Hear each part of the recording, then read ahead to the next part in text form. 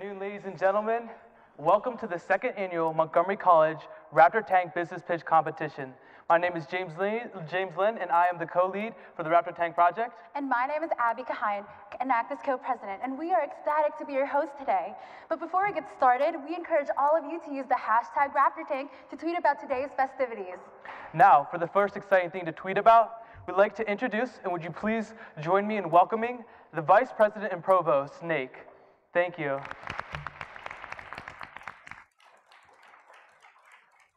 Good afternoon. I think so. I am Joan Nake, the interim provost of the Rockville campus, and ever since I arrived on the Rockville campus in January, people have been talking to me about the Raptor Tank. Thus, I've been waiting eagerly for almost 4 months for this day to arrive. The day has finally arrived, and I'm excited to share in this moment and to welcome you all to this spectacular event. But it is not just this moment or this day that is significant. It is all that the Raptor Tank represents and involves. First of all, it is a competition in which the best presentation and business plan wins. Raptor Tank clearly demonstrates the adage that competition is the whetstone of talent. Or, as Ovid once wrote, a horse never runs so fast as when he has other horses to catch up and outpace. Thank you. And this competition is based on many skills and values essential to those embraced in higher education. First of all, Raptor Tank encourages all students to be entrepreneurs, to think out of the box, to discover a unique business concept. Just think of Arthur Fry, who developed the Post-it note. Thus, students have to utilize their creativity and imagination.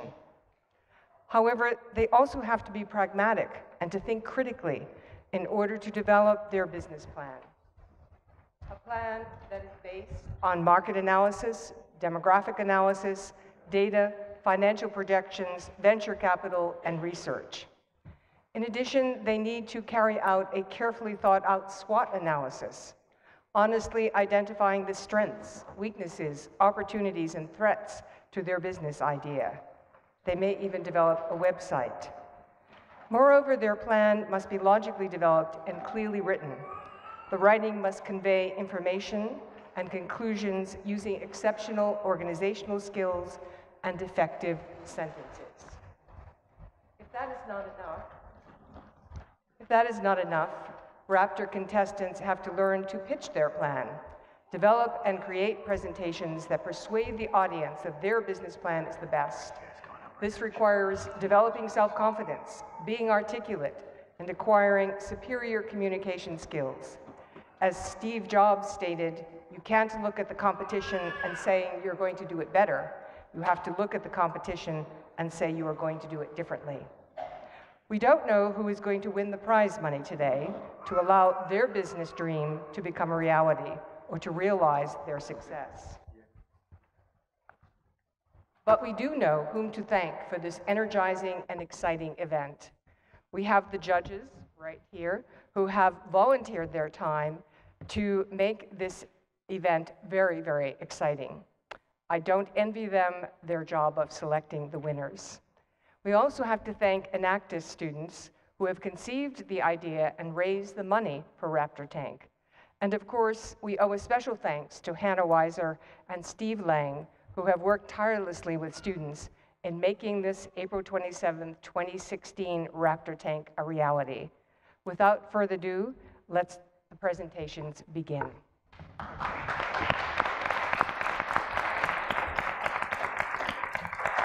Thank you for Vice President Provost Nake for that wonderful speech. And thank you so much for supporting Raptor Tank and for all that you do for our MC students. And at this time, audience, let's meet our judges, all of whom are business leaders in our community. And we invite the judges to give a brief introduction of themselves. So, judges. Thank you. I was selected to go first on the sole qualification of the alphabet. My name starts first. I read my bio in here that was prepared by our marketing group, and someday I hope to be half of this man.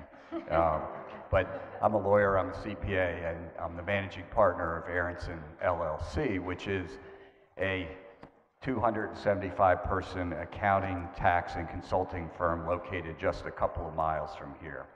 The firm's been in existence for more than 50 years and works steadily to try to increase and expand the services that they can offer and deepen the expertise that they have for the industries in which we are most active, which is construction, real estate, government contracting, nonprofit, and technology industries. Thank you.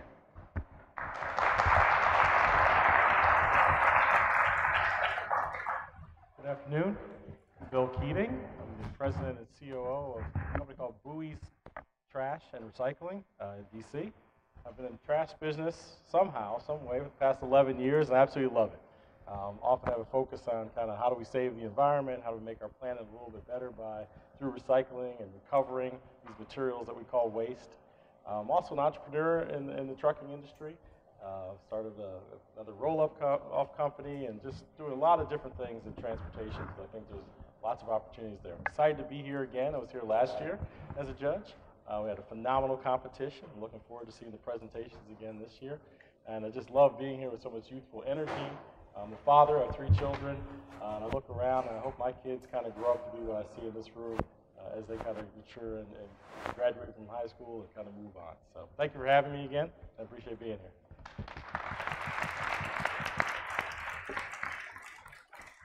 Hi, good afternoon, everybody. My name is Alyssa Lovegrove, and I'm currently the Associate Director of the Entrepreneurship Initiative at Georgetown University, where we do something very similar to what you're doing here. We have a series of elective classes that we offer both to undergraduates and to MBA students, and indeed to students all across the university, all themed around entrepreneurship.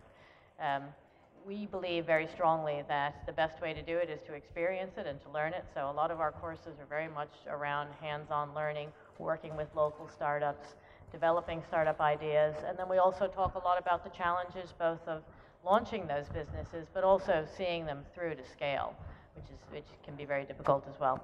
So it's great fun for me to be here. I've been an entrepreneur myself. Before I was teaching, I ran a business called the Great Little Trading Company, actually based in the UK. It's a retailer of children's products and home furnishings. So I've been on the other side. I know how challenging it can be, and I like to share some of the lessons learned in the work I do now. I'm delighted to be here. I was also here last year for the first Raptor Tank. Loved hearing the energy of the students and the ideas, and looking forward to hearing some more great ideas today. Thank you.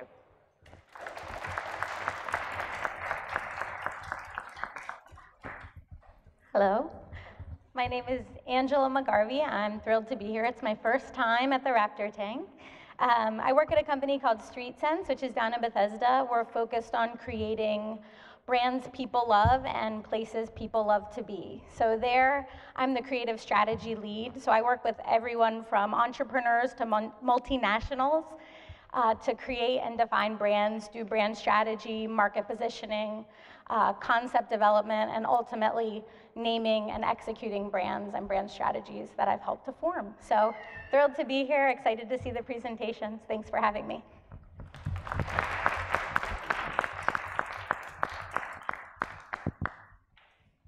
Well, hi, everyone. I'm David Popp. I'm Senior Managing Director with Transwestern. Transwestern is one of the largest commercial real estate firms in the country that's privately held.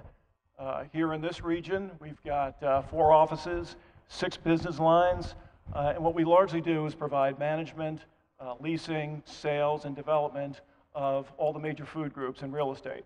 And for us, that's apartments, condos, retail, office, and industrial assets. My role is to oversee the delivery of services. That includes managing brokers. For anyone who works with brokers in commercial real estate, as some of my fellow panelists do, that's roughly akin to herding cats. For the budding entrepreneurs here, I would say that brokers are very much like lifetime entrepreneurs in that they work on a commission-only basis. So it's eat what you kill. You don't do deals, you don't eat.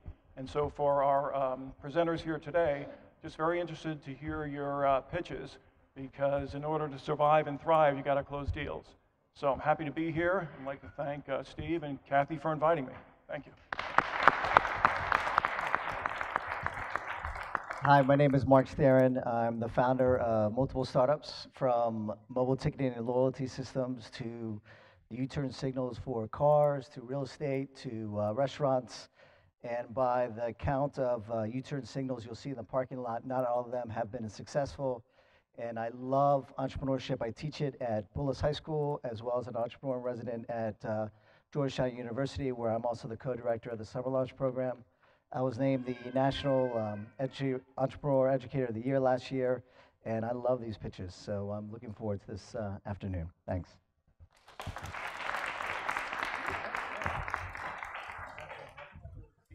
To be here today. We appreciate the time you took out of your schedule, and we hope you enjoy what the entrepreneurs have to pitch today. Audience, if you'd like to learn a little bit more about their expertise and their experience, we encourage you to look in the program where there's more information about each of the judges. And finally, let's learn a little bit more about Raptor Tank. The entrepreneurial dream is alive in our campus. However, there is a plethora of students who didn't have the resources that they needed to further their business. And likewise, the business department had nothing in place to encourage the students from developing their initial concepts to business development.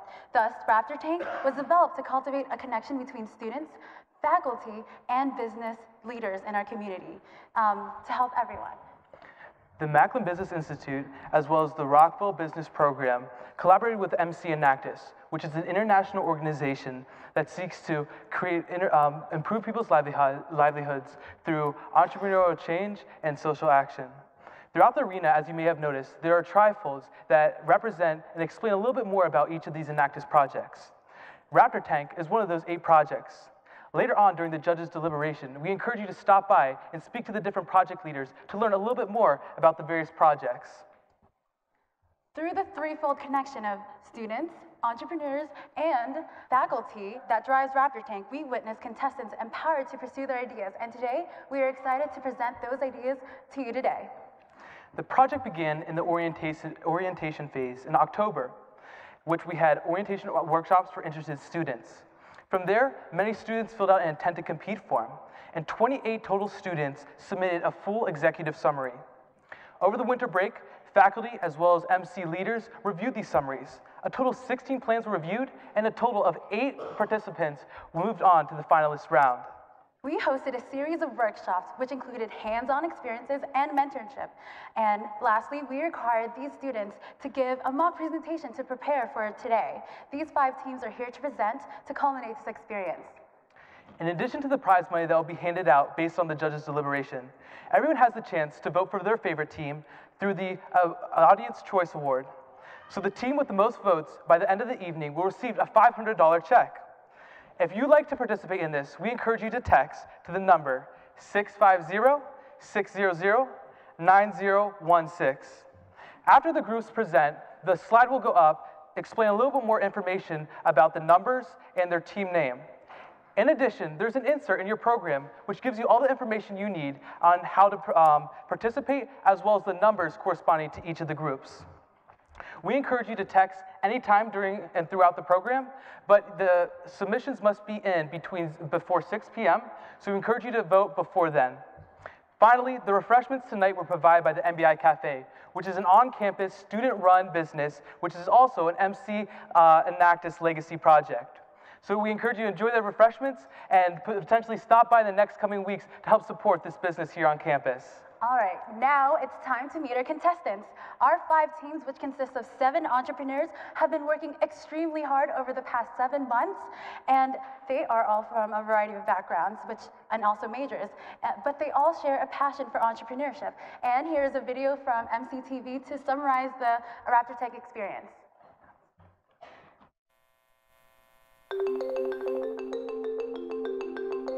My name is Jessica Muse, and my business, Modern Muse Education, is designed to help students who have had a non-traditional high school experience, have them get a more traditional and comprehensive college preparation experience.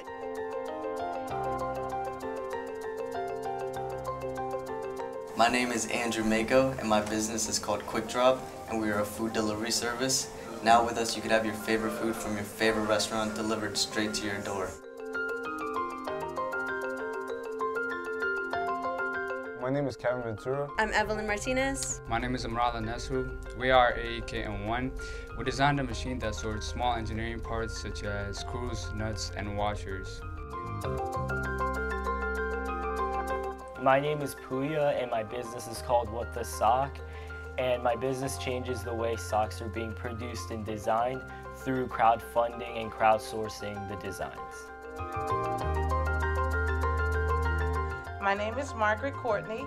Although I haven't named my magazine as of yet, it is a small town magazine that's geared toward building a community. The Raptor Tank is this great new project we have going on at the school where students actually get to submit a business idea, and then if they're selected to move forward after building a business plan, they get to pitch their ideas to a group of venture capitalists in front of a very large group of our student body to hopefully win the prize money from Montgomery College to help turn their business idea into a reality. The Macklin Business Institute primarily supports MBI students through the scholarships. However, we have tried to expand the Macklin umbrella. For example, Raptor Tank, some of our students helped lead that project from the beginning stages all the way to the final phase. I found out about Raptor Tank through Enactus. I go to like this business meetings that have, business clubs that have, so I found out through that and I just decided to give it a try. So what motivated me to be in the Raptor Tank was I knew I had a great business and my friends kept telling me that there was a Raptor Tank here at Montgomery College. So they all encouraged me and they said I really had a shot at winning, so I went ahead and applied and I became a finalist.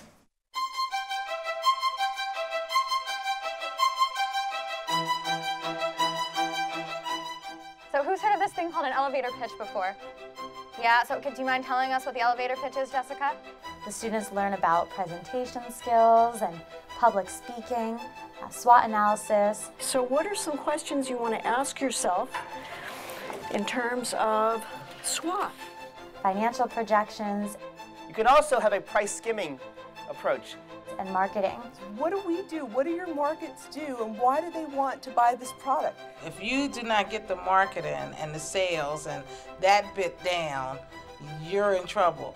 And after working together and building upon their business plan, students create a business pitch. By attending these Raptor Tank workshops, it's really opening up different ways of how I can grow my business. It seems like there's a lot of risk associated with that, with them not paying up front. Yeah, and that's where, with the help of your investment, we could improve our website. I did not want to come to the workshops. I admit that right off the bat, but it's been the best absolute thing I could have done. It's really encouraged me and given me a spark that I needed, so I'm glad I did. You might want to just make that part of the presentation crystal clear. So it would mean a lot if I win the competition because that shows that my business has a lot of potential and the investment money will come in handy, especially considering all of the marketing plans that I have. As a team, for us to win, it would mean that all our hard work paid off and that we really know that we're getting a good start with this product and that we actually can make a change and bring this product to the market. It would mean that I've made my friends proud, my family proud for all of my accomplishments so far.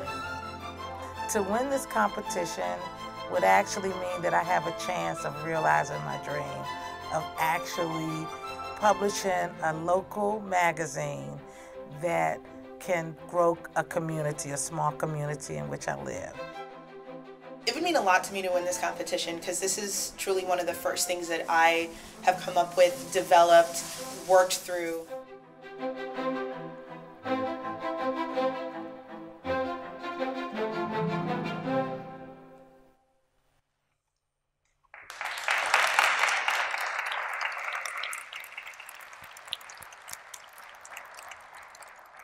Would you now please join me in welcoming our first contestants, Amrilla and Evelyn, representing AEK and 1.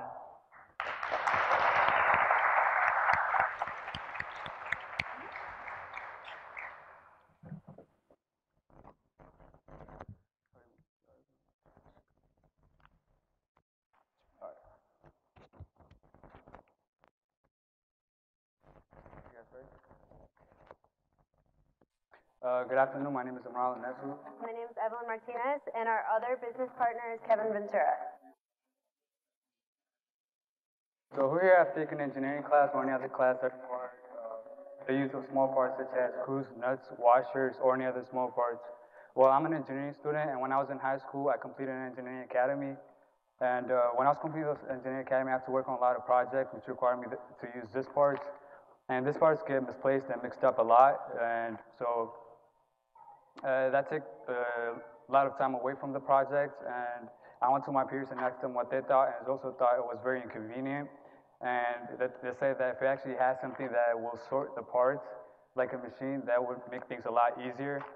So I went to my engineering teacher and asked him that. I told him that I want to build a machine. I want to design a machine that will sort the small parts, and he said he would be happy to help me. So I've been working with him. I worked with him, and a couple of months later, that I was able to design this machine, finish designing this machine. And this is what the machine looked like. It's actually not that big. It's actually the size of an average microwave, basically. And so what you do is you basically just pour all of the mixed parts inside of the machine, and it will go through a separating process. It will sort the parts by metals and non-metals.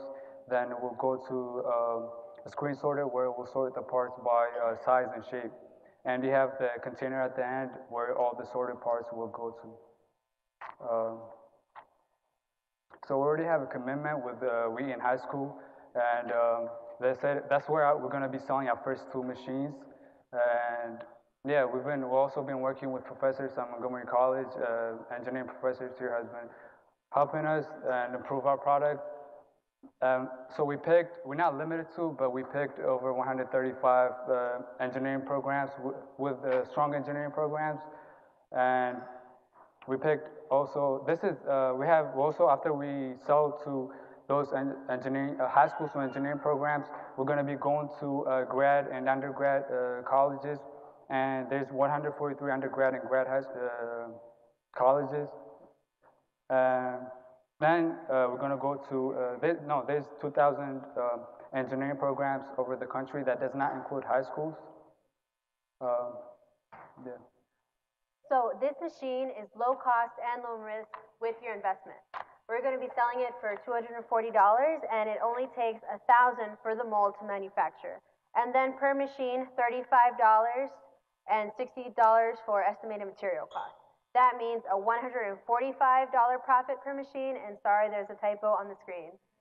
It costs less than $100 to make, though. And we're being very reserved and very realistic with selling. So we're gonna assume that 2 machines per school, and we're gonna be selling in our first month to 6 schools. That's a total of 12 schools in our first month, and by then we'd be breaking even. That would also mean that after our first year, we would sell to 54 schools with a total of 108 machines. That also means that our profit would be $14,580. Like I said, a lot of high schools and colleges have shown interest in our product, and this is from Professor Paul, who's an engineering teacher here at Montgomery College, who's been working with me, and this is what he said. And so we're very excited to put our product in the schools and colleges and high school and help engineering students like me use their time efficiently in the classrooms. Thank you.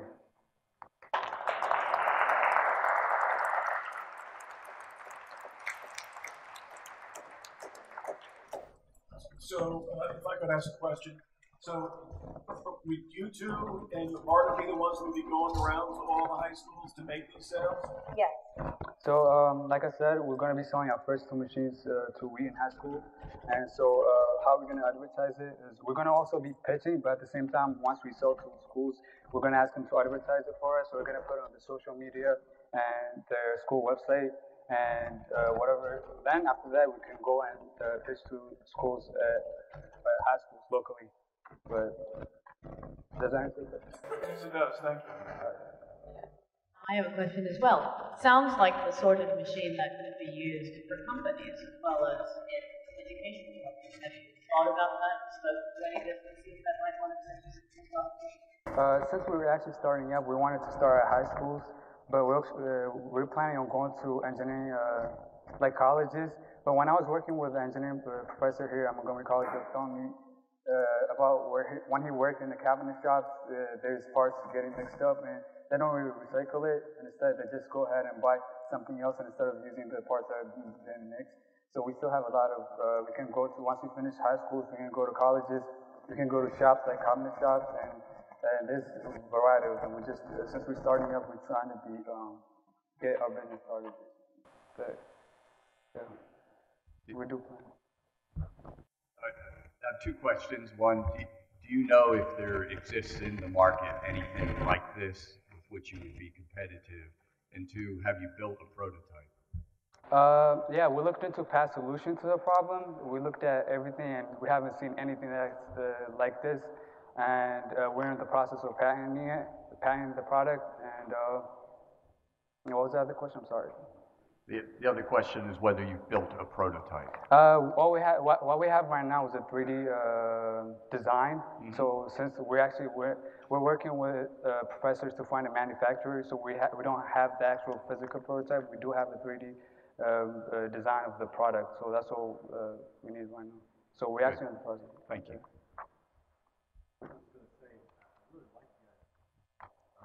Idea. I really like the idea. I run trucks for my business, and I have a machine shop where we repair the trucks, and there's always parts all over the floors, everywhere. It'd be great to have a way to kind of put them back in order. So I think this is a really interesting idea. I think of a larger market, even like you were suggesting, than just the schools. Now, my question was really going to be about the prototypes. I'd love to see this in action. So you said it was going to be about the size of a microwave, and so yeah. Maybe tell me a little bit more about how it, without giving away your patentable trade secrets, about how it actually works.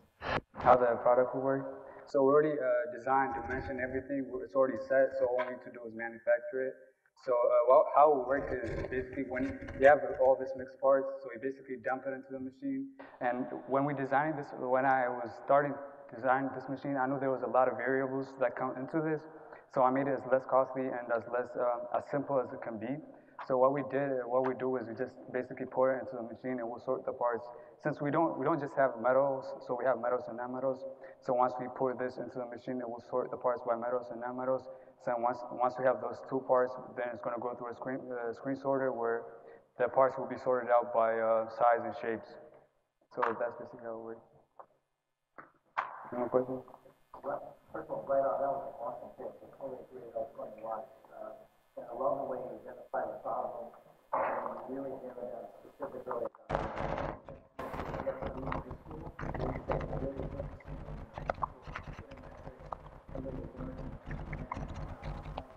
is, what are the barriers? A patent costs anywhere from $30,000 to $50,000 to file. So I want to know if you have a provisional patent filed. What other barriers to entry are you guys looking to implement? So I've been working with Professor Ms. Weiser, and she just got me in contact with a patent office where I can get the product actually patented for a couple of $100. That's where first we need the money for $1,000 to make the mold, then the other couple of $100 to patent the machine. So we actually, it's not going to be expensive to patent. I just get 20 seconds left. Just the sequencing. You have to have the, like I said, just the sequencing. So you need to have the mold made before you can sell the 2 units to Wheaton High School. Yeah, it's like the first step in the process, right? Yeah, the mold is. Then once we have the mold set, then it's going to be really. It shouldn't be expensive. It's like $35 to make the individual machine. So once we have the mold set, then it's just going to be manufactured. And how long does it take to make the mold? We're expecting to build the mold and manufacture in like 2 to 3 months. Gotcha. Yeah. Thank you. You're welcome.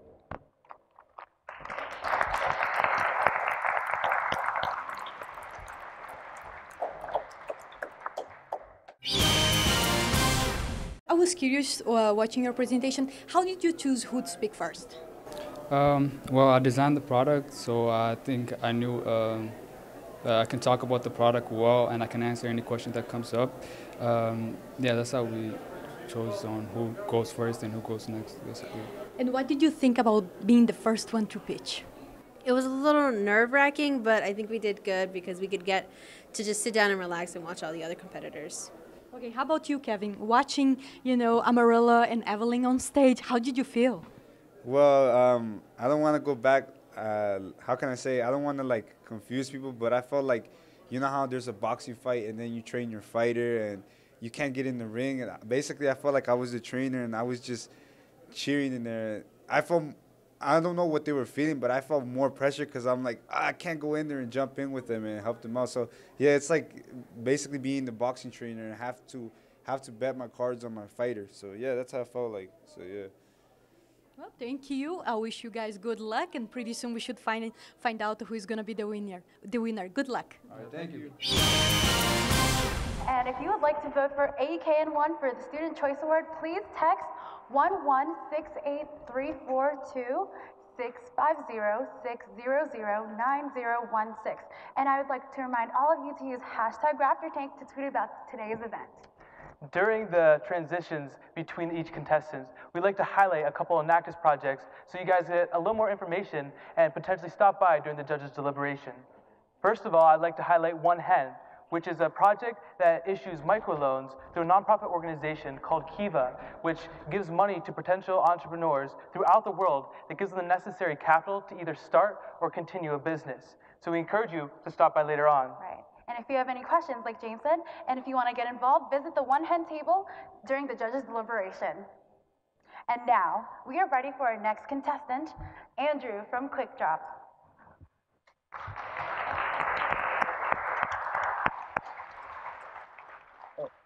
Thank you all very much for coming out and listening to my business pitch. I'm very excited to be here, so let's jump right in. My name is Andrew Mako, and my business is called Quick Drop, and we're a food delivery service. Isn't that awesome? So a little bit about me. I graduated from Magruder High School, class of 2015, where I actually studied entrepreneurship, accounting, econ and finance, and banking and credit. Through my hard work in these classes, I was able to graduate from the Academy of Finance, and then finally in May 18th, 2015, I launched Quick Drop. Right from the start, I was a go-getter. I did presentations in all the business classes that I could and all the academic classes that I could. And here's a screenshot of what my website currently looks like. Let me walk you guys through a brief process of how it works. You're a customer, you place your order right through our website, we confirm with you your order, get your price plus our delivery fee, and then within 45 minutes you could have your food delivered. So the problem, how many of you have actually been at home on a very hot day and just wanted like a milkshake delivered? That's awesome, because that's exactly how we started. I told myself there's got to be a better way, so we set out to be that better way, because we've all been like these guys, relaxing at home, but craving our favorite food from our favorite restaurants. We often find ourselves being too busy, too distracted, and quite frankly, too lazy to go out and pick up a meal. So Quick Drop is the solution. We bring the food directly to your doorsteps. Unlike our similar competitors, you have the luxury of choosing any restaurant and having it delivered. A little bit more about how we are different. Let's try to get Chipotle delivered through Takeout Taxi. So Takeout Taxi, Chipotle, not found. Waiter on the way, Chipotle, not found. DoorDash, Chipotle, 0 results. And Postmates, sorry, we're not even in your area yet. So with us, you choose the restaurant that you want, not the restaurant you're obligated to choose. Let's talk numbers. So I invested $180 into the business, and we broke even shortly after our first 12 days and have been cash flow positive ever since. So we're a low-cost, big profit company. Our costs include our phone bill, our secretary, our website, our hourly wage, and our cost of our gas. But wait, there's more. How many of you have actually used Grubhub, Eat24, or Foodler for deliveries? That's awesome, because in late December, we actually partnered with these companies for deliveries. A little bit about Grubhub. They're the nation's leading online and mobile food ordering company dedicated to connecting hungry diners with local takeout restaurants. Now let me explain how they're not a direct competitor. Because Grubhub works to get the restaurant's menu up on their site, but they actually don't have drivers. So we come in and become their drivers. So it's a win-win for all of us. And they process an average of 242,000 orders daily, and we're currently working with 5 restaurants that receive orders from Grubhub. So our revenue since launch, since May 2015 to April 24th, 2016, revenues increased by a whopping 1,427%. And we're projected to make 34,841 through December 2016. Projections. So given that our revenues increase with two restaurant partnerships, we expect similar growth with each additional partnership, resulting in an increase in daily orders, which will increase our revenues. The goal.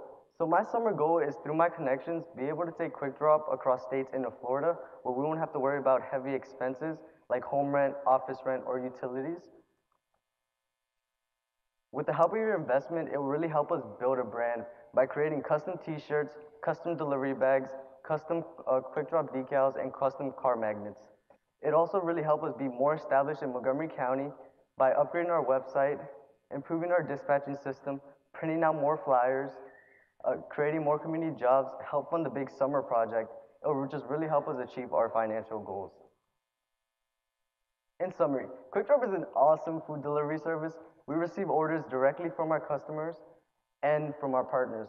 And year to date, we've done over 1,874 delivery orders, grossing a total revenue of $11,155 and netting a total profit of $6,857. Thank you all very much for listening to my presentation. I leave with you the business information, the website, email, and phone number. Feel free to give us a try, and we'd love to take your order.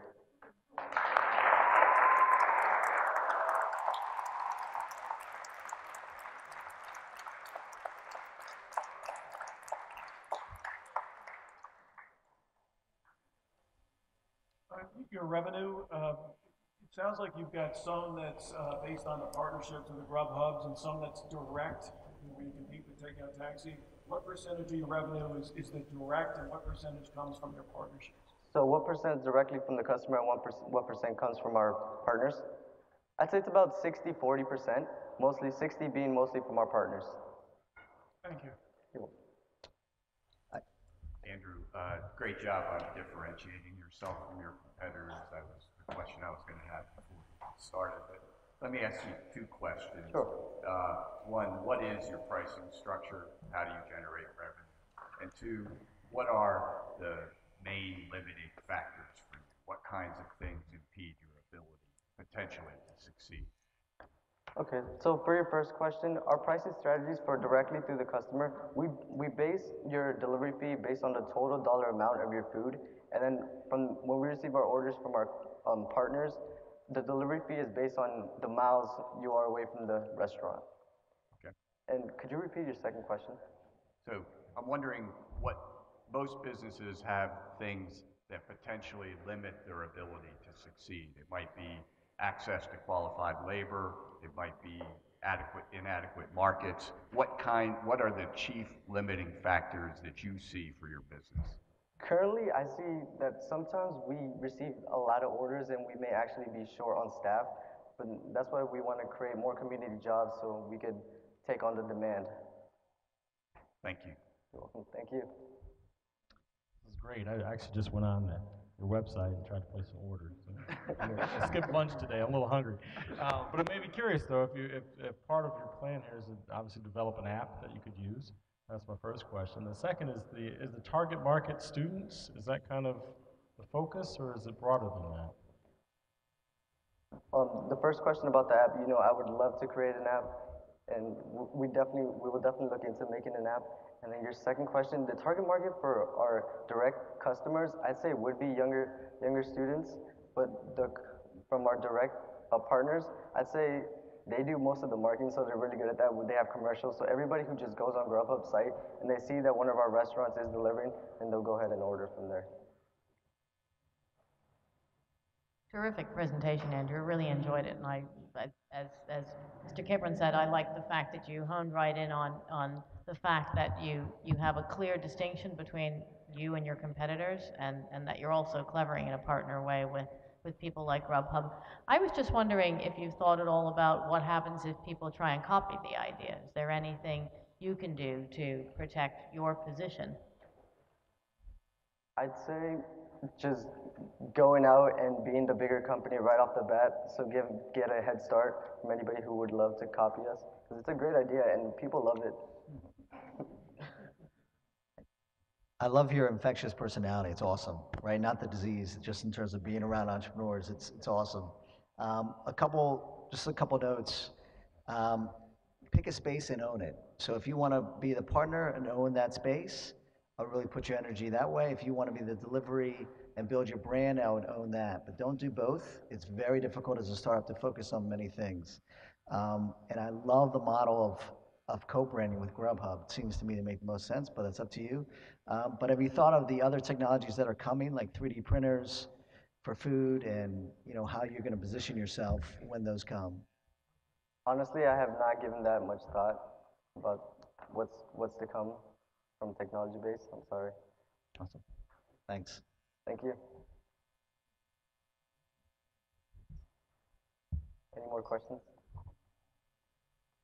I just think those comments were well stated. I mean, initially, to do both the partnerships and kind of retail, I mean, you can put yourself in the uncomfortable position of actually being in competition with, the people you're trying to help on the other side. So I think it does make sense to kind of look at either one or the other and really focus on it. If you've got those partnerships with the Grubhubs of the world, that's pretty good. That might be something to think about. Yeah. Thank you. Thanks. Thank you.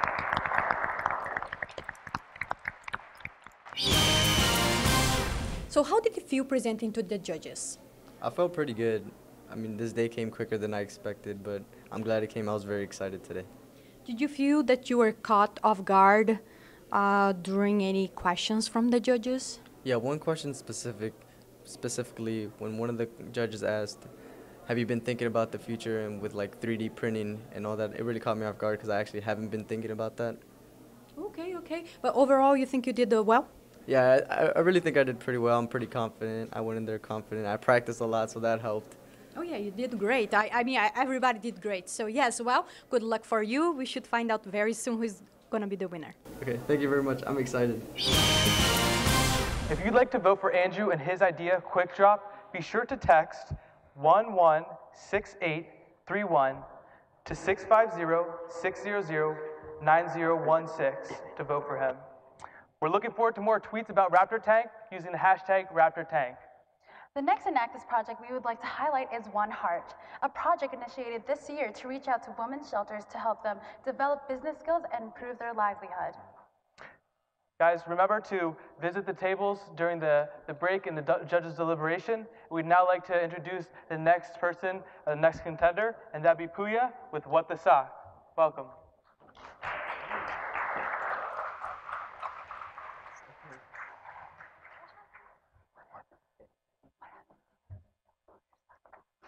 Hello everyone, my name is Puya Susanabadi Farahani and I'm the CEO and owner of What the Sock. And a little background information about me, I actually received a full scholarship from University of Maryland and I'm majoring in neurobiology and physiology, but I'm also going to minor in innovation and entrepreneurship.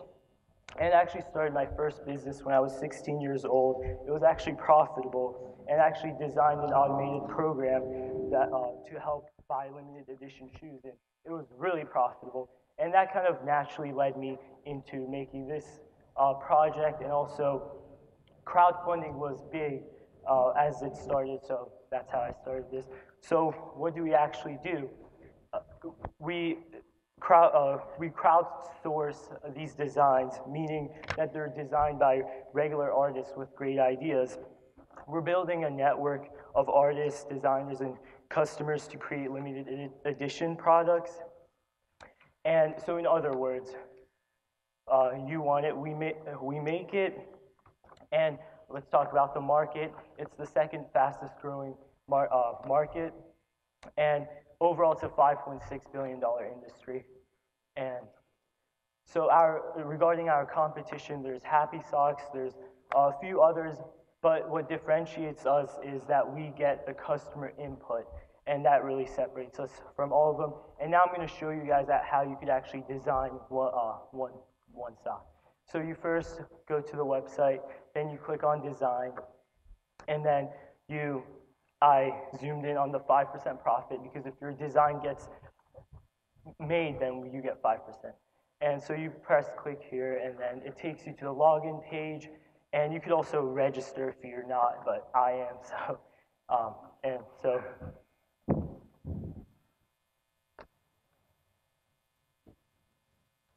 And so you make your username, and this is where you attach the file, and also if you have a story behind it, you could show it as well. And also, and then you press submit my design. So what does the template actually look like? Well, if you want to see the template, then you click on design, and then you click on the arrow. And so this is what the template looks like. You could either draw on it and send it to us, or you could use Adobe and actually create it and then send it to us that way. And so how does the process actually work?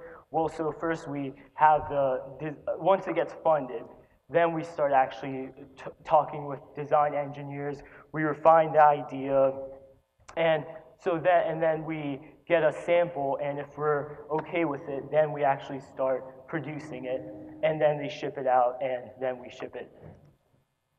So the process could actually be as fast as 14 days, and the socks normally retail for $12. The cost is $3 to $5 depending on how much we actually order, and the shipping cost for us is around $2. And so that leaves us with a profit margin of 60 to 75% depending on the cost. And so this is the net profits. The spikes are when we actually had the campaigns, and in February 2016, that's when we actually applied for the LLC.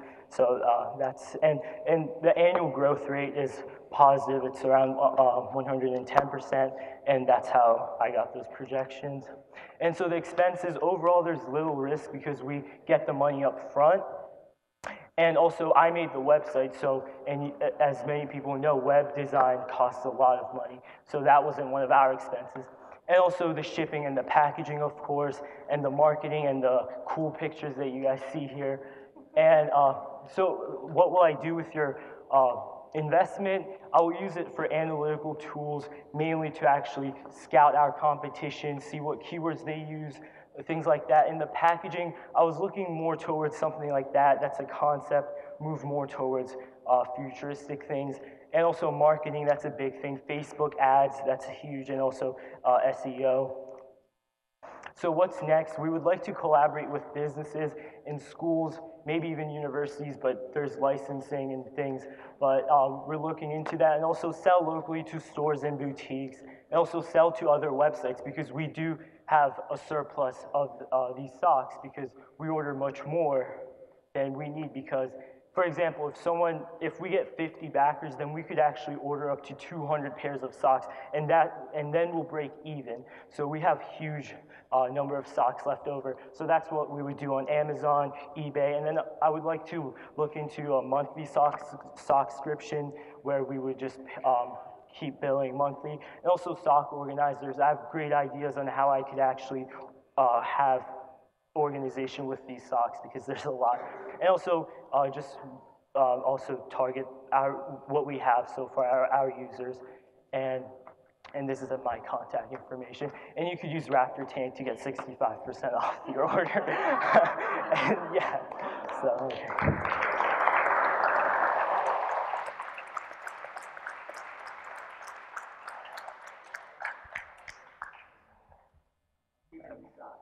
Okay, sure. Thank you. I'm very impressed with your web design skills.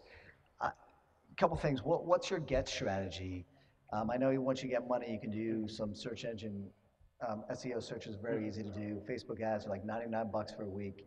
But what's your initial get strategy to get customers really loyal to what you're doing? Oh, usually social media marketing, that's huge, because if one person likes it, then they share it, and their friends get into it, and it's just, a cascading events. And usually also Google AdWords, Facebook ads. We haven't used Facebook ads that much, and I think that will take us to the next level. But yeah, normally for the surplus of socks, I would like to actually, take it to local boutiques and stores and see if we could have a partnership that way. So that's our, yeah.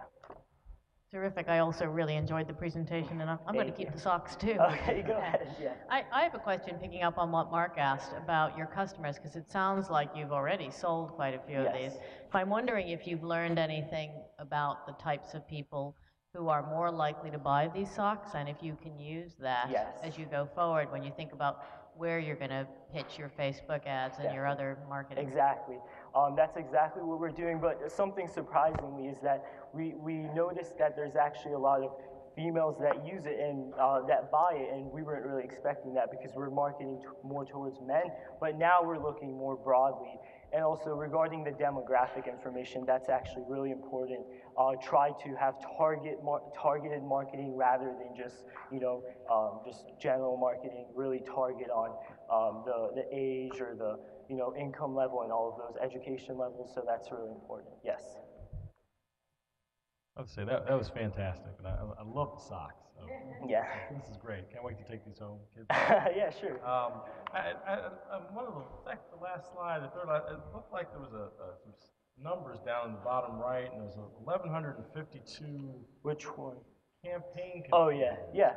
Are those folks who designed socks? No, those are campaign contributors that actually donated to us. Okay. And we're actually thinking towards like a reward system, somewhat like Kickstarter. And actually, people think, oh, Kickstarter, that could be your competition. But actually, we could use them as to further actually fund our design. So yes, definitely. I think this is a fantastic idea. Is there any limit to scaling this? Scaling this, yes, that's what I was thinking. And overall, I would say no. I want to keep, the community aspect. Get designs that are related to actual, human. If I want human interaction with people, but yes, I also want to scale those designs that are successful because they've shown that people like it because they've backed it and actually, mass produce them. And yes, definitely, because that means that they're more likely to sell, so there's less likelihood of not selling the socks because it's already been kind of backed already, Sure. So yes. It looks like the custom ink of socks. So. Yes, yes. It's crazy. I like If you have a good design idea, send it to me. Well, one thing you definitely need to do, I have a size 15 foot, and these only go up to 13. So Oh yeah, need that's bigger socks. exactly. Yes. Thank you. That's fantastic. You're welcome. Thank you. I've got a question on price. I think you said it was $12 that these Yes. would retail for? Yes. And you said your margin was 60 or 70%? Yes. I don't buy socks that often. $12 strikes me as somewhat expensive for socks. Have you thought about lowering the price and having 60 to 70% return is pretty good return. Yes. 30% return and a lower price, maybe you'd sell more socks. Yes. Well, we actually priced it exactly at what our I can't say it, but what our competition priced it, it's exactly at that price, and our shipping cost is actually less. And also regarding your other question of, and can you repeat that? No, it was just on price and margin. Oh, You're yes. making 60 to 70%. And yeah, we do actually have, marketing where we lower the price to see what happens. And we're actually thinking of maybe doing even like higher quality, where premier quality socks that are like, $30, $40 because there is a niche of just, people that want really expensive socks. So definitely, yes. Thank you.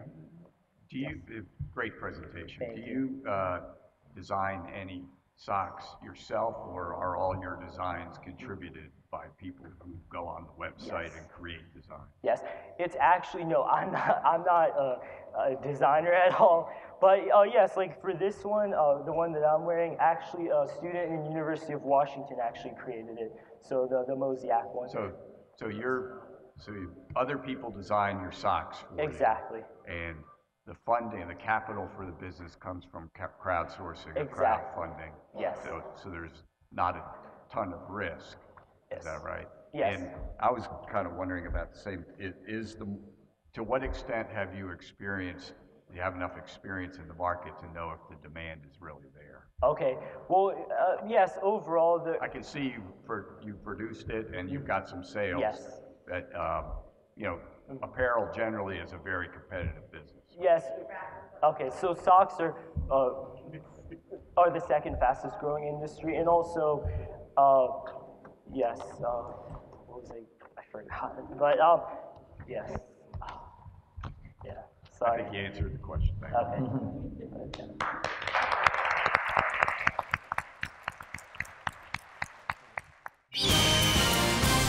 I think I did pretty well, but all of the students were great, so it's hard to tell who won. Okay, and I saw you were wearing what, the socks? Is that for good luck? Yes, definitely. I mean, I'm always gonna wear my product. You know, I always have to represent. You know, yeah. Okay. Well, I wish you good luck, and in a Thank few you so minutes much. we should find out who is the winner. Yes. Thank Okay, you. thank you. And remember, if you'd like to vote for Puya for the Audience Choice Award, please text the number 116832 to the phone number 650-600-9016. Is anyone tweeting with the hashtag RaptorTank? Let me see some hands. I see a couple. There we go. Keep it up, guys, and we want to see some more. Now, I'd like to introduce the next Enactus project to you that we'd like to highlight for you to visit later. The project is called Our Stories, and it's a project that partners with international orphanages to create illustrated storybooks that partners to provide capital and resources to these orphanages to better the orphans' situations. And you can find the Our Stories table to the left. And be sure to stop by and speak with our Enactus members while the judges deliberate. Now, let's welcome our next contestant, Jessica, from Modern Muse.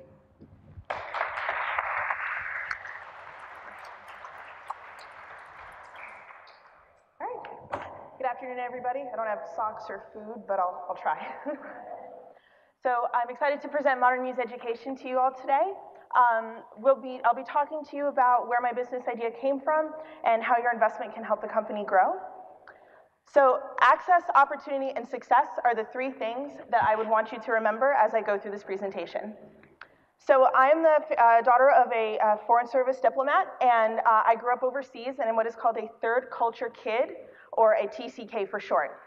So the first slide was me in kindergarten, this was me in high school, and I graduated with an IB, or International Baccalaureate Diploma.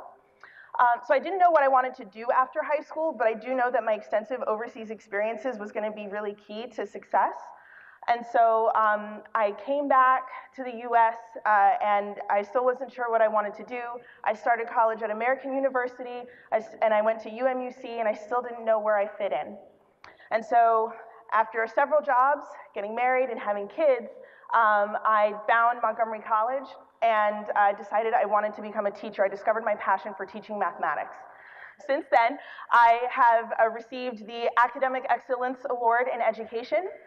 I was inducted into Phi Theta Kappa, and I'm getting ready to graduate with honors at the end of this semester. So one other thing that has been really paramount to this business has been being able to present my business idea to the Foreign Service Youth Foundation, which works exclusively with foreign service families like mine. So all of this led to the creation of Modern Muse Education. We're a tutoring company, and we provide help to students in math, science, test prep, college apps, and life skills. So there are tons of other companies out there that claim to do some very similar things, and they're better known.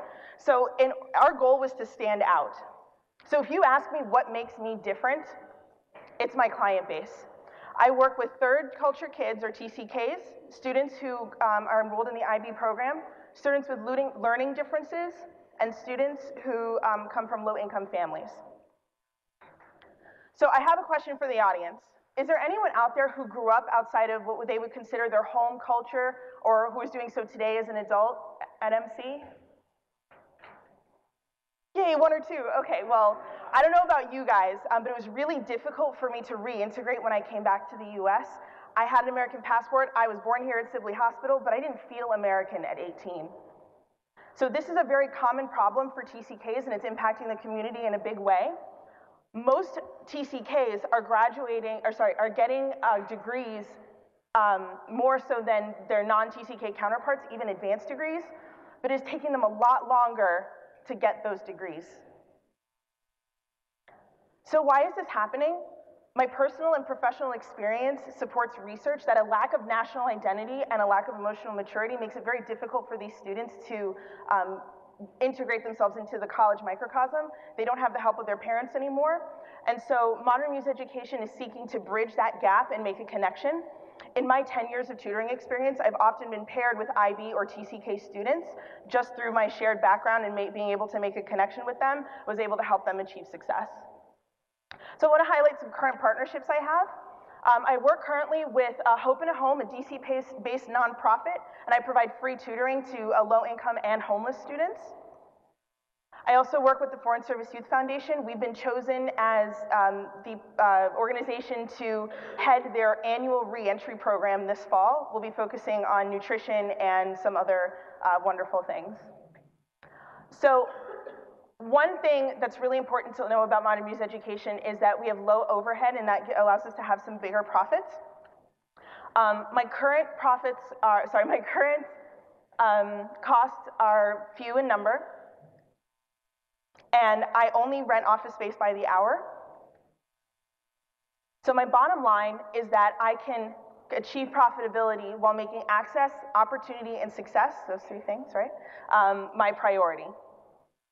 So after 6 months, we've begun to see some profit. We've invested a lot of money and a lot of time. So let's talk about accessibility. Not everyone is able to have quality education. High rates prevent that from happening for a lot of students. So my rates are consistently 15 to 60% lower than my competition. And I also provide online sessions so that I can expand my reach. Being flexible makes me competitive. This is actually my schedule. I've been working with students for quite a while now. But my school books allows me to work with students and schedule and do accounting. I use Regis office spaces, which allows me to rent by the hour.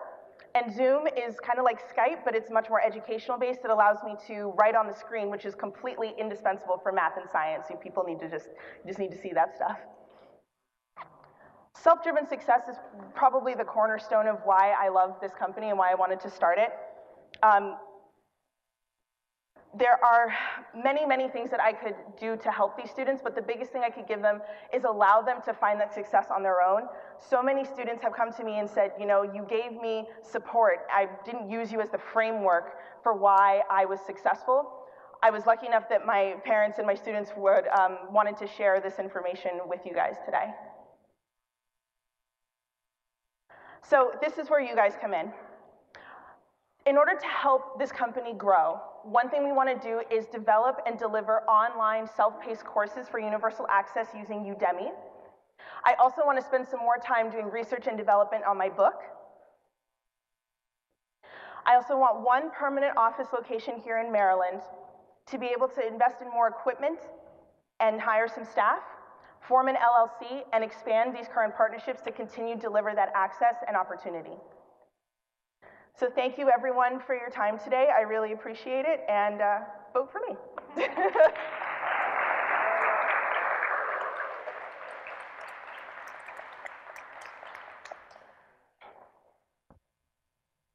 Jessica, that was great. Thanks very much. I have kids college age and high school age. I can definitely see using these services. I'm just wondering, it sounds like the special quality here is you. And so I wonder, in terms of scaling the business, have you thought about that? I mean, you know, there's only one of you, so what happens when you want to reach more students? Well, I'm not afraid to invest the time in looking for the right people that I feel like would match the same energy that I want to bring to these students. My first choice would be looking to other Foreign Service kids. That's kind of the natural tendency. The Foreign Service Youth Foundation, actually, their board of directors is made up of former TCKs, and so by using that model, I found that that's really a great way to see if I can match that energy. And, you know, even if it's not perfect, then, you know, nothing's perfect, and so, you know, I agree, you know, there is only one me, but I feel like I can, through doing that, get a little closer to that. Very nice presentation, thank you. And I particularly like the way you've analyzed your market. You know, it's a crowded space, but you're focusing on something you know really well, which is a great way to do it. My question was along the lines of your comment, which is it's very hard to scale this if you don't have leverage and you're just one person. Right. And at the end you mentioned that what your opportunity is to create an online program for tutoring. Is that the opportunity that you're trying to advance here, or is it the expansion of the in-person tutoring as well? Good question. So the main goal is to reach as many students as possible for that access and opportunity.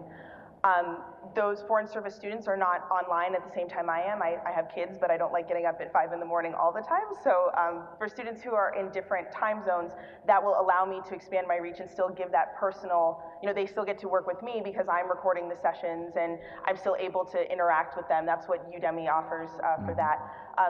And so I would say that that is probably more of what I'm leaning towards, but I don't want to, I want everyone to be able to do as well as they can. And so I would say that the in-person aspect of it would definitely be secondary.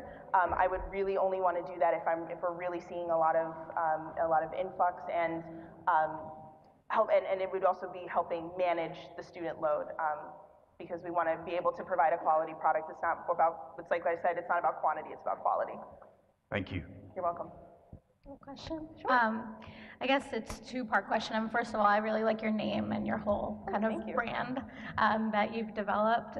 First of all, I guess how many TCKs are there? And then would you kind of consider advancing that or expanding the reach to maybe like military kids or other kind of potential target audiences? That is a great question. So I can answer the second one first, just by saying that TCKs actually encompasses any and all students who have not lived in what they would consider their home culture. So that is, missionary kids, business students, so IMF and World Bank people, and foreign service is just my expertise and what I wanted to showcase today. But it does cover all of those. And so then, kind of on top of that, there's so many. Then, if you just look at the breadth of all of that. I guess the better question for me would be focusing on which ones are actually looking for help versus how many there are out there. And what I have been working on is developing with the Foreign Service Youth Foundation some targeted surveys and trying to figure out what it is these students are really looking for and being able to work with them. I've actually talked to my alma mater where I graduated high school in Peru, and I actually have a meeting with them very soon to talk to them about what it is that they're looking for to try and help those students. Time for one more question. I've got a question just about your demand. For this service, I mean, typically when a high school student is looking for tutoring, they're looking for something that's close. I mean, they're going to high school during the day, they could have sports or activities. They don't want to go too far. So that, to me, if you're the one doing it, that kind of limits your geographic area that you're going after. Have you thought, how are we going to get all these kids to come to you wherever you are, or how's that going to work? Great question. So, and I have experienced that a little bit in the sense that there are lots of students who have wanted to work with me and I'm not able to reach all of them. Some of them have been able to meet me in the middle and they have worked with the online. They love Zoom, and once they try it, they say, wow, this actually does really work. And so having that outlet has allowed me to sort of bridge that issue. The other part of it is, I'm not afraid to tell students that if they are too far, that we can meet somewhere in the middle. That's one of the great reasons I'm partnering with Regis, is Regis has office locations in over 300 cities, but I just focused on Maryland. And given the right student and given the right opportunity, I have turned down students. I've sat with kids who have said, I just want to get an A in this class, and I said, that's not what we're about. We're about fostering success if you want it. And so if they're too far, and if they fall in both of those categories, then it's kind of an easy question. So. Thank you.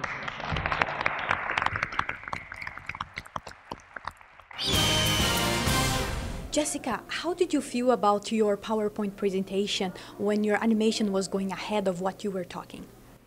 I thought it was a great opportunity to show the judges that it didn't matter if things were not going well, that I knew my product and that I knew I was delivering something that was wonderful, and it was just a minor technicality, and I was able to get it under control fairly quickly. So that was great. Wonderful. Well, I wish you good luck, and let's see what happens in a few minutes. Thanks very much. If you'd like to vote for her for the Audience Choice Award, please text the number 116833 to the phone number 650-600-9016. And we encourage you to keep tweeting with the hashtag RaptorTank. To highlight a few, we actually got a tweet from last year's MC, Gabe Kahn. He said this year's Raptor Tank competition is going great. and the competitors are doing a great job pitching their ideas. Michaela Quiroga says, Raptor Tank is amazing. It's so wonderful to see entrepreneurs at MC being recognized. And from King, he says, what a great idea, hashtag Raptor Tank. So keep it coming, and we love it. I'd like to highlight another project over by the trifolds over there, which is hunger alleviation. And that project is MC Enactus project that targets food security here on campus. It provides students who are in need with the proper food to provide them with nourishment here on campus. All right, folks, hang tight. We're almost at Judges Deliberation. You can learn more about this and other projects by walking around during the Enactus Showcase. And please join me as we welcome our final contestant, Margaret from hometown Poolesville.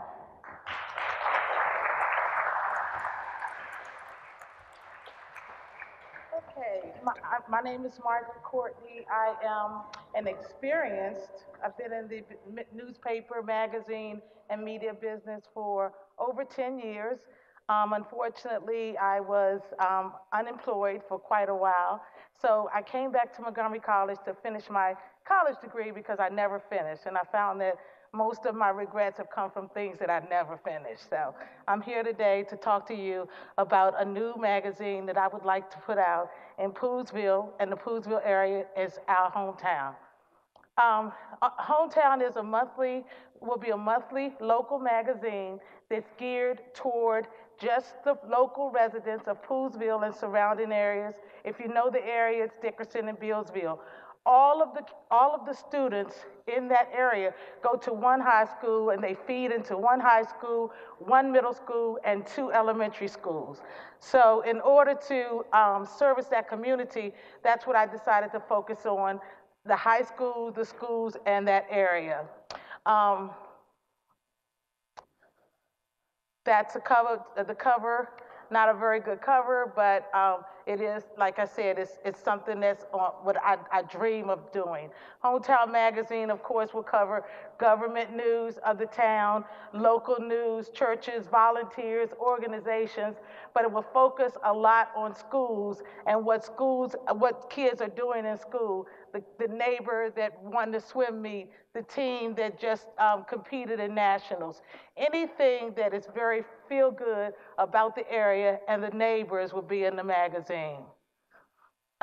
This is basically how a magazine comes to be. You have your editorial and sales. Sales, you need that to produce a magazine.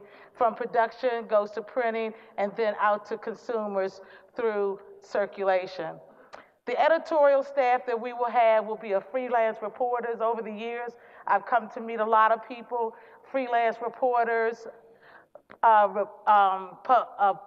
photographers, a lot of people that have done things throughout my career for me are actually behind me on this. Photographers, freelance photographers, but also in the editorial, we'll have local leaders to actually provide some of the content. Sales, I will be a sales rep. I've been a commissioned sales rep for quite some time. Production and layout. Again, the layout will be done by myself, ads done by me, with the help of another freelance graphic artist that will produce as well, and he will do front page as well.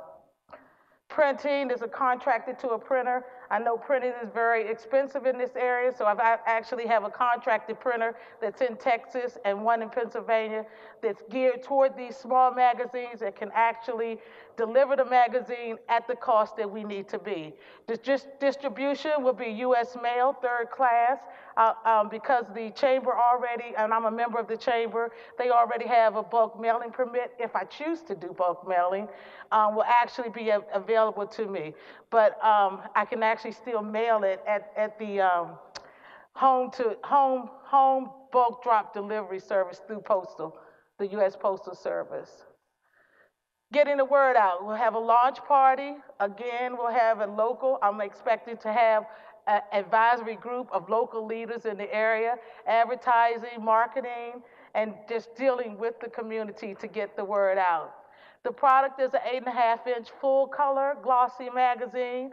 Right now it's at 5,000 distribution. The reason I did that was to make sure every home was delivered to in that area, and as well, we could have bulk drops to businesses throughout the area. But I wanted to specifically cut down on cost and stay within the money that we have. Obviously, we don't have a lot of money, or I would have done a little bit different. The target market, single-family homes, Poolesville has the average annual salary in Poolesville is $149,000. I'm sure that's not everyone there, but they have a lot of disposable income. They have a lot of money in that area. It's not me, but they do have a lot of money in that area. The number of children, they have 97% of homeowners, children ages, 27% of children ages 5 to 18. And a high number, they have over 500 small businesses. Recently, Poolesville even has just received Tractor Supply and the Dollar General. So we're growing. But, and you know, you're asking what businesses advertise. I've actually done some checking with the businesses. They are interested and they will advertise. Pricing is based on full, half, and quarter pages. Pricing is very competitive. It's very competitive to all the magazines within the area. First year income, $100,000. This is a breakdown of first year income as well as profit, printing, editorial, graphics, salary, and circulation. There's your chart. It shows you where your money's going. First year expenses, first year revenue, first year profit. Any questions? I ran out of time. I wanted to make sure I stayed under that time limit.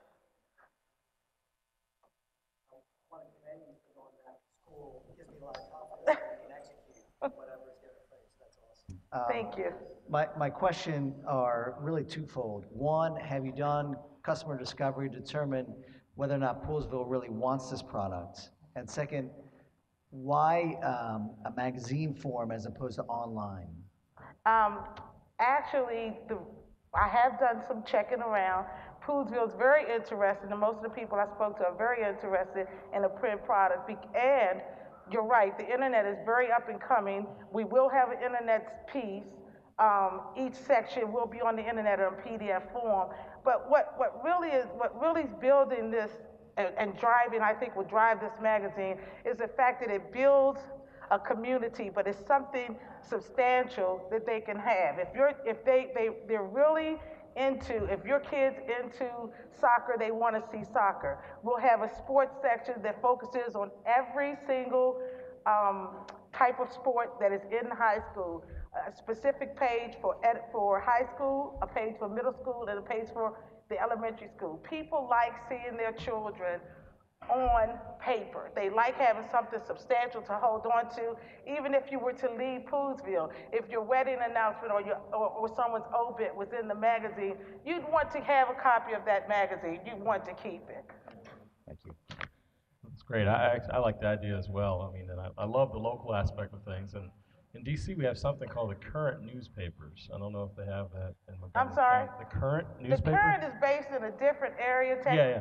Well, one of the things I was going to suggest from there, which I love about that paper, and it's why I read it every week, is they let and have from each of the local schools the children writing things about what they're doing in school. And they get to see their name in the paper. They get to talk a little bit about what's happening in their school. And that's why I pick up that paper and I flip through and I see all their ads, which is what the advertisers really want. And so it's just a suggestion on that, but I do like the idea a lot. I was just one of the kind of questions. I saw you had a 70 to 30% ratio, was it, for advertising the editorial? And editorial, yes. That's normally the standard. Is it? Okay, that's my question. Magazines, you know, a lot of magazines try to have a 50-50 split. Okay. But in this market, they have cut back. And that 70-30 does not include the cover, which is 4 pages in itself. Front, back, inside, front, and back. So that helps with that. But to tag on to what you said about the school and having something, you're exactly the person we're after. And one of the things, not that we want, you know, I love Steve Jobs too, because he makes a lot of money or made a lot of money. But one of the things about good things that they did when Apple was first forming is they partnered with the school system, and they got a contract with the school system. Yep. They put apples in the schools. The kids grew up being on apples, and therefore they're buying apples, and the rest is history. But that was one of the first big things that they did, was get the Apple computers in the school system. That's right. But that's exactly right. What I'd really, eventually, and looking in the future, I'd like to have a magazine that's geared and mailed to homes based on the school districts, and then build like that. It's expensive. It can be expensive, but I'd like to start in Poolesville. I live in Poolesville. I'd like to start in Poolesville. It's a very close-knit community, so that's why, and it's easy to pull off. $5,000 is not too bad. $5,000 in money, I could probably get it off the ground and then grow from there. Very well done, the whole presentation. My question is really on the revenue. So there's only one of you, and at $4.95 for a full-page ad and less for for half and quarter page, that's a lot of sales to make. I mean, is it you that's going to be going around knocking on doors or restaurants and real estate agents and everybody else, or how does that happen? It's funny because when I was first starting out in the newspaper business, I met with Katharine Graham. And one of the first things she told me was that she was smart enough to know that what she didn't know, and she got the two guys that, knew what they knew to help her run the business. So I have a lot of people behind me in this. I have, even my boss who's gone on to retire, he's willing to pull some strings. I have quite a few people that are very close-knit in the community that have businesses, that have friends that have businesses. And the chamber, I really think, yes, it's not going to be easy. If it was easy, everybody would do it, right? But I think I can do it, and I can pull it off. Time for one more question. You may have said it and I didn't hear it, but what's the frequency of publication? Monthly. Monthly, Yeah. okay. And you've got the sales covered yourself, but content obviously is important. People aren't going to keep coming back unless you have strong content. How is that going to be developed? Well, that's what I said. By me knowing what I don't know, that will be done by other people. In other words, I have a person that was an editor. I worked for the Gazette for quite a bit of time. I moved across the river to Times Community Newspapers, and then I moved up the river to Hagerstown Church Communications. So I've learned a lot, gotten a lot of people on my team, should I say. Right. And, they're always looking for something, especially something like this to get behind. They have their own thing going for whatever reason. They can't do something like this, but they're good people. They would love to get behind something like this. And they've told me they're on my team, so. Very good. They Thank just you. want me to pull that trigger. Thank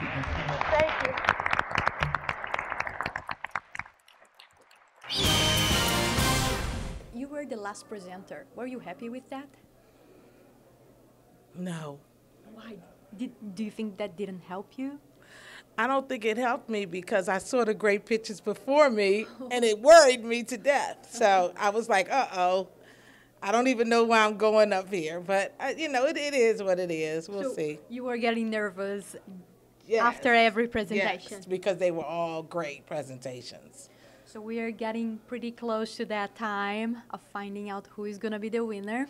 Is your heart racing? No, my heart's not racing because I don't think I'm going to win. Let's wait. But, like I said, I have a lot of regrets. Things I should have done that I didn't do. There goes those regrets, right? But, all in all, I know I have a great product and I know that I can do it.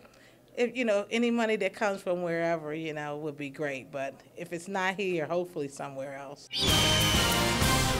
If you want to vote for Hometown Poolesville, text 116830 to 650-600-9016. And don't forget to use #RaptorTank to show support to our student entrepreneurs. At this time, the judges will now take some time to deliberate. So judges, would you please follow the ambassadors back to the deliberation room? Audience, if you would please begin to vote if you have not already for the Audience Choice Award. Remember that the polls close at 6 p.m., so you need to get your votes in soon.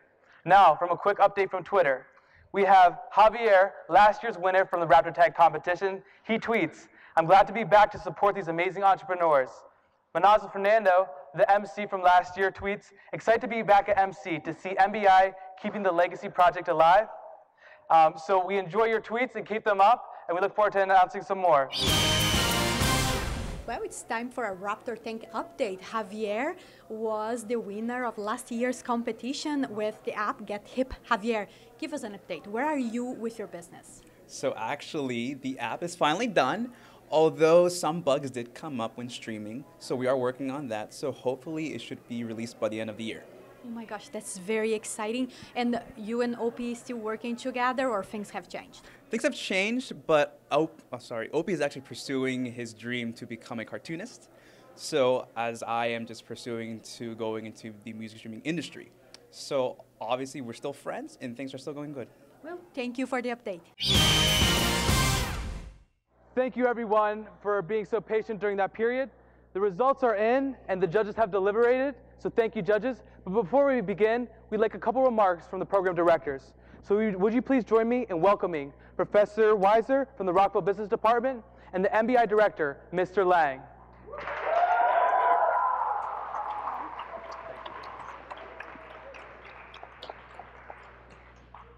Didn't everyone do such a great job tonight? Let's give them a round of applause.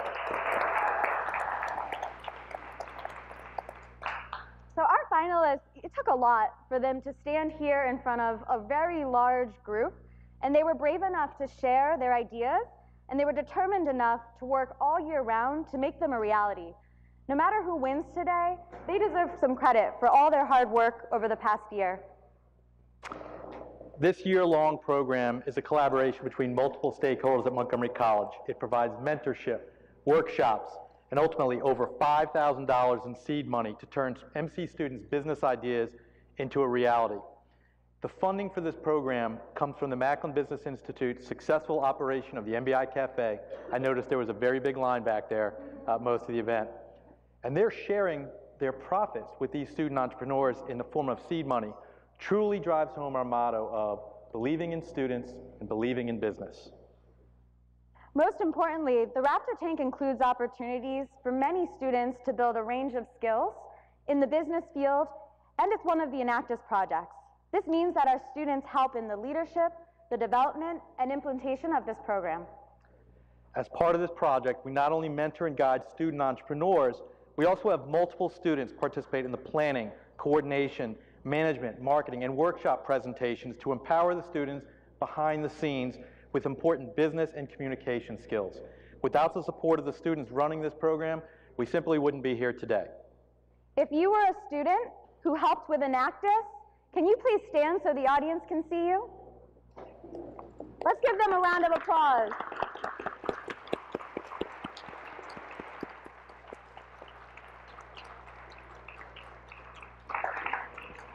We want to thank each of you for helping other students in making their dreams a reality, while learning business skills and networking along the way.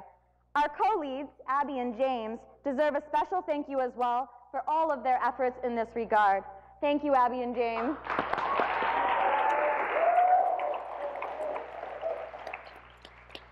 We would like to thank our judges who took time out of their busy schedules to support our students. So as I say their name, please join me in thanking our great judges today. Mr. Jeffrey Capron, Mr. Bill Keating, Ms. Alyssa Lovegrove, Ms. Angela McGarvey, Mr. David Pop, and Mr. Mark Sterin. We would also like to ask the faculty and all the staff that work to develop and continue to run the Raptor Tank to please stand.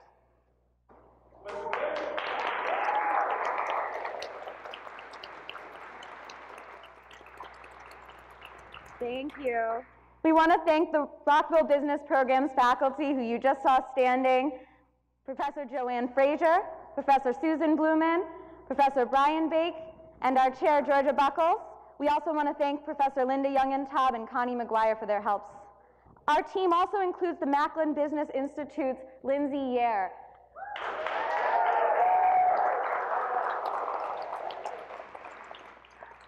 Lindsay's hiding behind the scenes as always, but she really makes this event run, so a special thanks to her. She really is the magic of what makes this happen.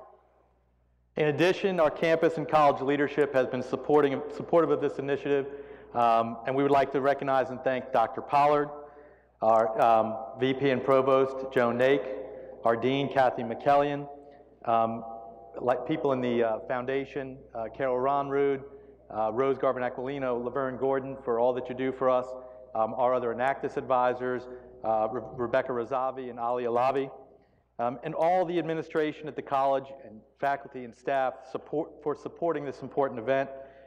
Thanks to your support, this program is growing into what it is today.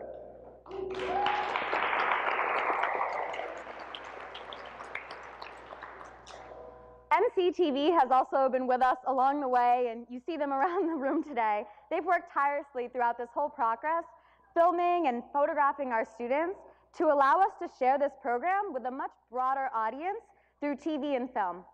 Look out for the airing of this program on MCTV on our local TV channels coming soon. A special thanks to all the students that helped MCTV and to Danielle Stesky and Brian O'Neill for their support and hard work during this year.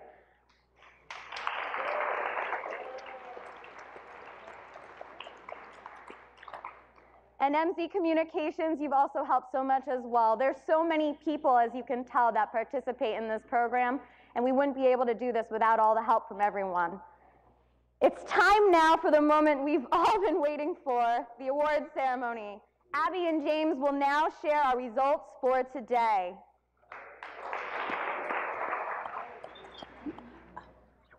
And now we would like to announce the Audience Choice Award.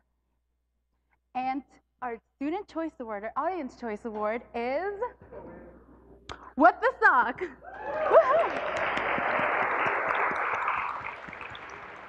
Congratulations, Priya, for winning $500.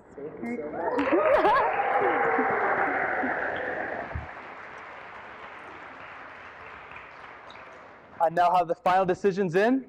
And first, I would like to announce the winner of $750 and the third place award winner, Andrew Mako.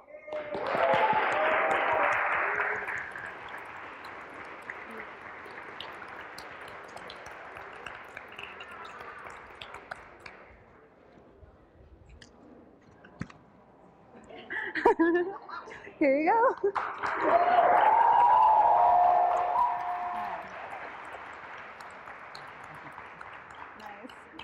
And receiving $1,250 for second place, we have AK&1. Woohoo!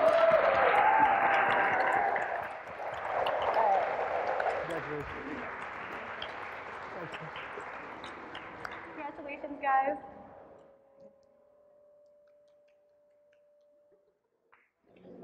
All right. Thank you. Thank you, guys. And now, finally, I would like to announce the second annual Raptor Tank Business Pitch Competition winner and the recipient of $2,500. Drum roll, please, everyone. Huya with What the Sock.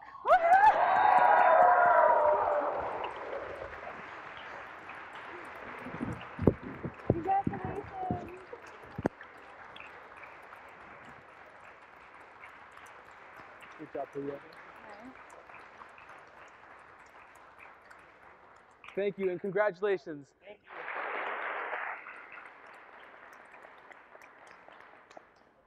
We'd like to thank you all and have a great night. Thanks, guys. Bye.